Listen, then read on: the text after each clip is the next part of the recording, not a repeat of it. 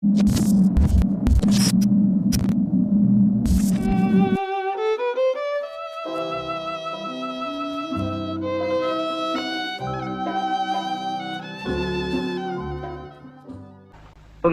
telah berlaku.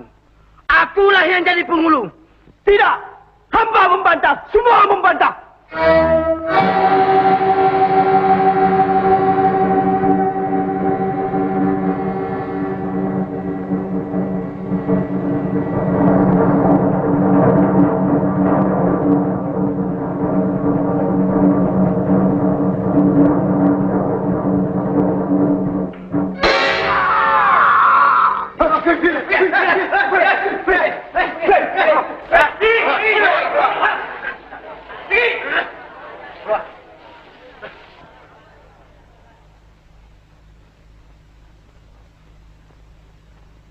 Lihatlah semua yang ada. Contoh berlaku di depan mata. Itu adalah salah satu hukuman dariku. Ya, bagiku orang yang suka membantah kata tak semestinya ada di dunia. Ingatlah, jika keras kamu membantah, lekas pulalah kamu kumusnah. Hukum adil yang mesti diturut. Sesiapa membantah, alamat diri memanggil maut.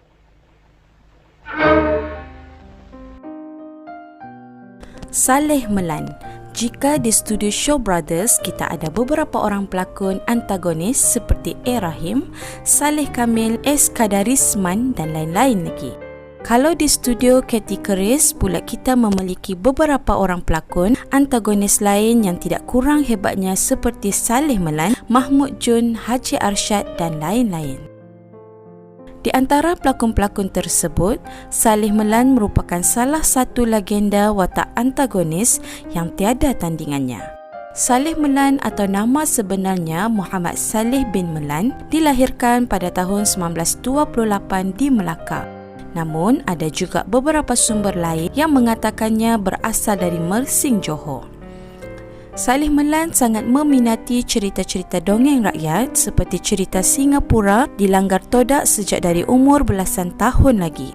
Ketika berumur 17 tahun, Saleh Melan telah berhijrah ke Singapura dan menjadi anggota polis. Di sana, beliau telah menabur khidmat sebagai anggota polis Singapura selama 13 tahun. Oleh kerana minat dan keinginannya untuk menjadi pelakon mula membuat-buat, beliau telah bersara dari dunia polis pada tahun 1958. Setelah itu, beliau telah diambil berlakon di perusahaan Cathy Keris sebagai pelakon tambahan dalam beberapa buah filem. Setelah beberapa tahun kemudiannya, nama Saleh Melan mula melonjak naik sebagai bintang yang sering menerima kutukan daripada para peminat kerana watak jahat yang berkesan. Antara filem yang berjaya melonjakkan namanya sebagai bintang pada ketika itu ialah filem Lela Satria pada tahun 1961 dengan memegang watak sebagai Badung.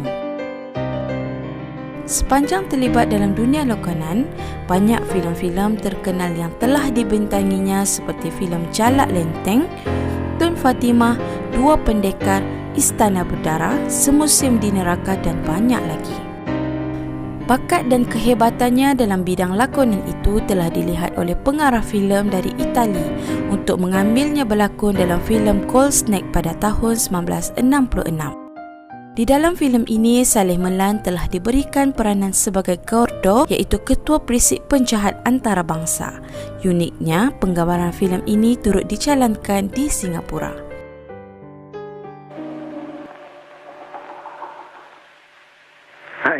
Your man, I'm Professor Wong Lee. Yes, you. You are Wong Lee.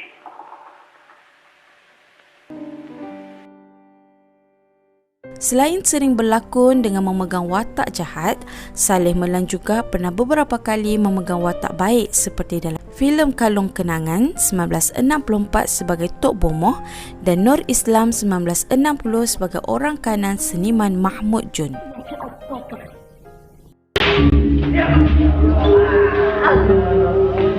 Adakah mereka katakan di mana tempat ketuanya?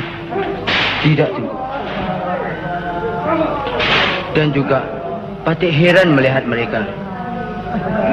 Karena semakin keras kita menyiksa orang-orang Muslim ini, semakin teguh kepercayaan mereka kepada Tuhannya.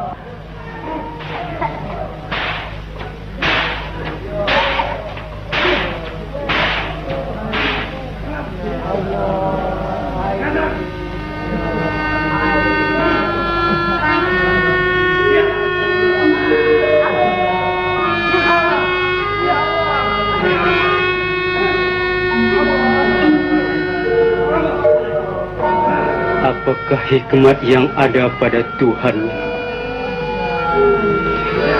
Dan apakah rahsia yang ada di dalam agamanya? Bukan hanya berpecah kulit, bahkan mereka sanggup berkorban jiwa kerana mempertahankan nama Tuhan dan agamanya.